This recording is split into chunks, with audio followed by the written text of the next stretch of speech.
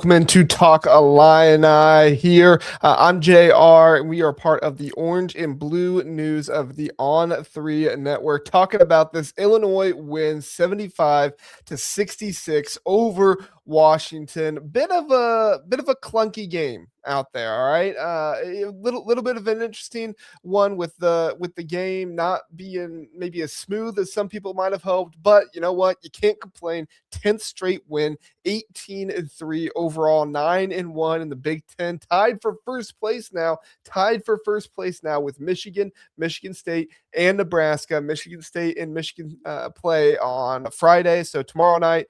If you're watching this on Friday, tonight in this game against Michigan and Michigan State, one of those two teams will lose, and it will be a three-way tie for the top spot. And then Illinois plays Nebraska on Sunday. Could that be a game that decides to have Illinois tied at the top with one of those two other teams? We'll see. It'll get back to a two-team race by the end of the weekend. But overall, in this one, very interesting game overall. I won't say a very good game because it was, like I said, it was a bit clunky. It was a kind of a slow paced game, but we'll get into it all. I don't think there's anything super concerning coming out of this one. It's a 9-point win against a kind of mid-level Big Ten opponent. You're just coming off the Purdue game. You're going into the Nebraska game coming up next. And so I don't think we're going to be nitpicking this one very much. We'll take the win coming off Keaton Wagler's huge performance. And honestly, he played well in this one as well. But the team overall, not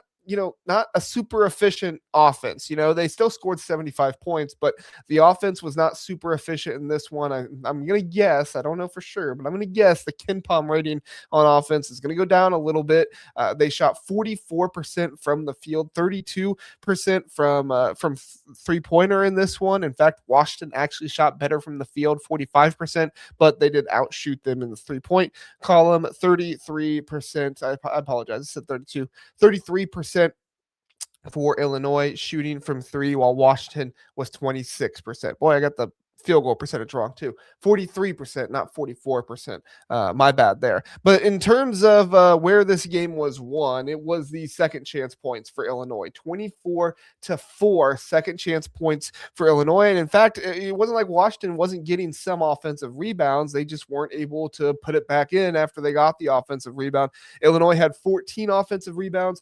Washington, 11 offensive rebounds. But again, they were not able to get some of those second chance points that they needed. And you could tell as the game kind of went on. So kind of talking about the game and recapping it a little bit of a slow start here for Illinois. Washington got out with a 7-0 lead in the first 4 minutes of the game. There was a lot of kind of iso ball, kind of hunting matchups there at the beginning. And honestly, it wasn't like they were getting bad looks. They just weren't dropping for them at times. And the offense just completely went through Keaton Wagler in this one. At some points, you were thinking, or maybe are they relying on him too much? But Wagler delivered in this one. You had a missed alley-oop from Jake Davis to Big Z that kind of hurt a little bit there. It seemed like the offense was only really in a good situation at the beginning when Keaton Wagler had the ball and he was operating it, or David Merkovich was able to get into an ISO situation with some kind of mismatch going on out there. So, I mean, honestly, like the offense should have been better in the first half, and the first half of this game, you go into halftime, Illinois is up 33-26 on Washington, and it felt like it should have been more because Illinois wasn't exactly, finishing all of their opportunities. They weren't hitting their free throws. They missed 5 free throws in the first half of the game. The slow start, they were just not very up tempo or anything like that. They did some interesting things on defense this time. They got into a little bit of zone coverage there at a little bit, and Washington had a hard time trying to be able to penetrate into that zone, and so their offense struggled when that happened. Then they went back to man and kind of worked through the defense there. But overall, Andrej Stojkovic, eventually he started to come alive in this game. He only had 8 points, but he started to come alive at the end of the first half when you really started to need him to. You never saw Petro in the first half. I was kind of waiting to see if they would put Petro in there, but they never put him in. No minutes for Petro Mihailovic in this one. So we'll see what has to do with that. We'll see if Brad Underwood says anything about it in his press conference after the game. But Washington, when they started to play up tempo, about the 5 minute mark left in the first half, that's when you really saw the offense kind of take shape. This Illinois team, they were more comfortable, not necessarily because they were speeding up as well, but you could just tell they were kind of getting into the game more, getting themselves into a bit of more of a rhythm once that was started to go on. Then you go into the second half.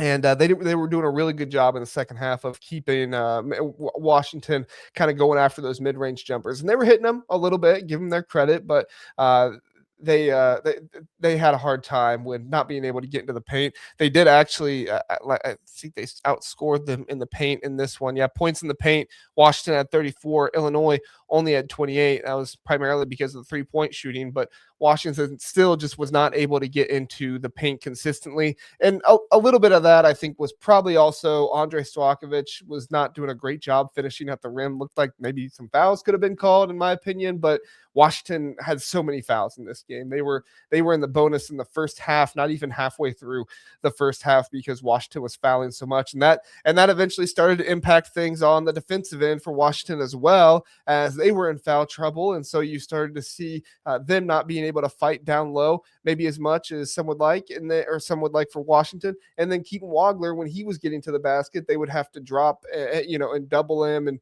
and drop more guys into the painted area, whatever it might be.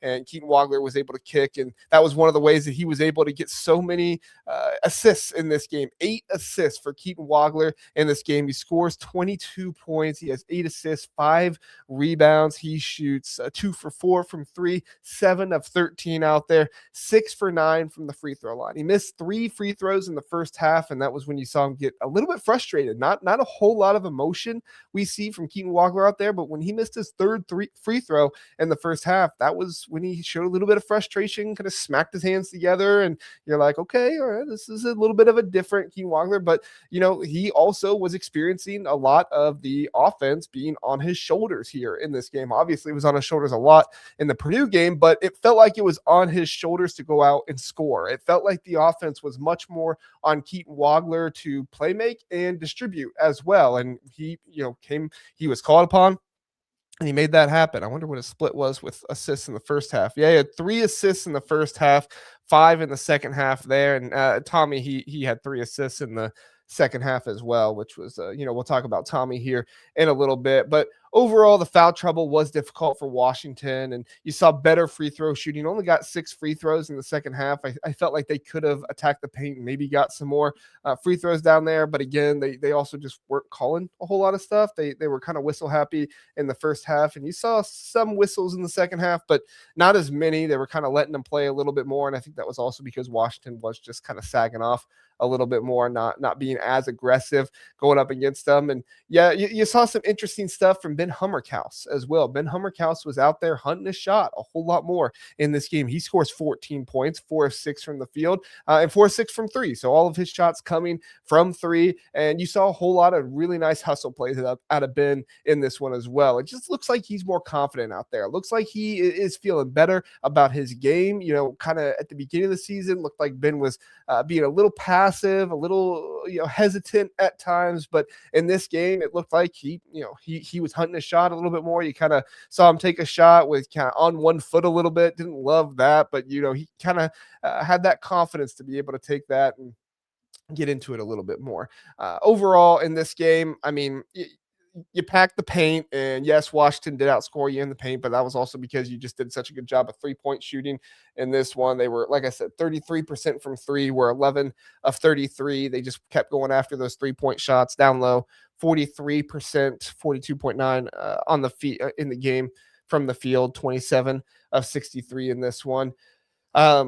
Washington shot 46% from the field, 100% from the line, and they tied Illinois in terms of rebounds, and they lost by 9. So you think about this one, and it's like, okay, Washington had the advantage in multiple statistics in this one, or they were tied in statistics in this one, and Illinois was just able to come out with the win. So Impressive performance by Illinois. Impressive job by David Merkovich and Keaton Wagler. I don't know if we can sing enough of his praises. He has just continued to grow and build throughout the entire season. His ability and how much he is having the offense rest on his shoulders right now as well. It'll be interesting to see what happens when Colin Boswell comes back. But with an off game from Big T, Tommy Avicic in this one, he was 1 of 8 from 3, 3 of 11 from the field. But toward the end, Tommy he started doing a really good job of sharing the ball. He got a rebound and kind of a no look pass over to, I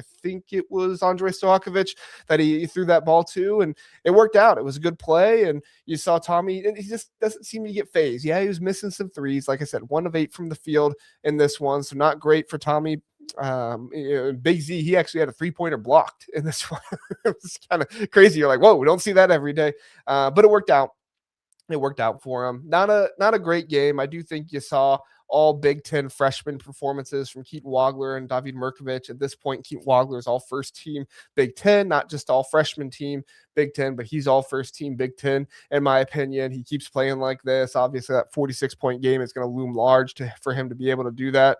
But probably my primary takeaway is that, we just need to continue to see this out of Ben Humrichouse. We need to see this confidence. It seems like once the big games come, the confidence kind of, tapers off a little bit. Maybe he's not as confident in himself, but continue to see this from Ben. Hunt your shot, get out there, be willing to go out and hit your shot, especially when you got a guy like Tommy going 1 of 8 from the field from the 3-point line in this one. Go out there, hunt for your shot, go and get it. And in an off night for the Illini, a night when the offense was probably one of the worst we've seen this season, honestly. I mean, it was not great offensively, and probably one of the worst offenses, I would say, in a win this season. Not one of the worst all season. One of the worst we've seen in a win this season.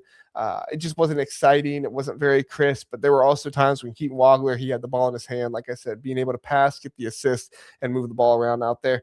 In an off night, you were still able to get a 9-point win in this game. So good stuff here. Players of the game, we'll give it to Keaton Wagler, and kind of sub players of the game, we'll give to Ben Humrichouse and David Merkovich. David Merkovich, 19 points, 3 of 8 from 3, 7 of 15 from the field, 6 rebounds, 1 assist, got himself into a little bit of foul trouble with 3 fouls. And then Ben Humrichouse, 14 points, 4 of 6 from the field, 3 rebounds, a lot of hustle plays in this one for him as well. Multiple hustle plays. Those aren't going to show up on the stat sheet, but they're really nice to see. And then, of course, Keaton Wagler, like I said, player of the game, 22 points, 8 assists, 5 rebounds in this game. They still almost scored 80. In one of the slower paced Illinois offensive games, and a game coming off of Purdue where the offense didn't look super crisp at times. You kind of saw it come alive a little bit more in the second half. Only 33 points in the first half. The second half, you saw the offense coming into their own a whole lot more, and you still almost scored 80 points. So it's just one more reason why this offense is pretty crazy and unstoppable. They never really put Washington away. They kind of let them continue to hang around. I mean, I would say they extended the lead enough to make it comfortable, but they never really put Washington away. The announcers kept saying that, like, or at the end they said, like, the 9 points is not indicative of how close this was or anything like that. I tend to disagree. I think I never felt all that uncomfortable to think that Illinois was going to lose or anything like that. I felt like, yeah, things were not operating exactly the way you wanted it to, obviously, but it never really felt like anything was super uncomfortable. If I had to nitpick Keaton Wagler at all, his timing is a little off on the pick and pop to Tommy. And I wonder, Tommy was still missing threes when the timing was good, but I wonder if that, kind of relationship, that kind of pick and pop between those two, if that just needs to continue to increase, if that just we need to continue to see more and more of that. Hopefully it's right against Nebraska. You're going to need it to be right. But with a new guy kind of running the offense and taking care of things, he was running the offense before, but a lot more in this one than what we saw before the Purdue game. I do think that chemistry and that working together there can increase and definitely help them out. So that's my thoughts on this Illinois victory over Washington. Let me know what you think down in the comment section below. Would love to hear your thoughts on this game. Good win for Illinois. Let's see what they got coming up against Nebraska. This Nebraska game is going to be a big one. Going to be for who can stay tied atop the Big Ten and we'll see if Illinois can get their 11th straight win. So thanks for listening. Thanks for watching. Have a good one. I'll see you next time.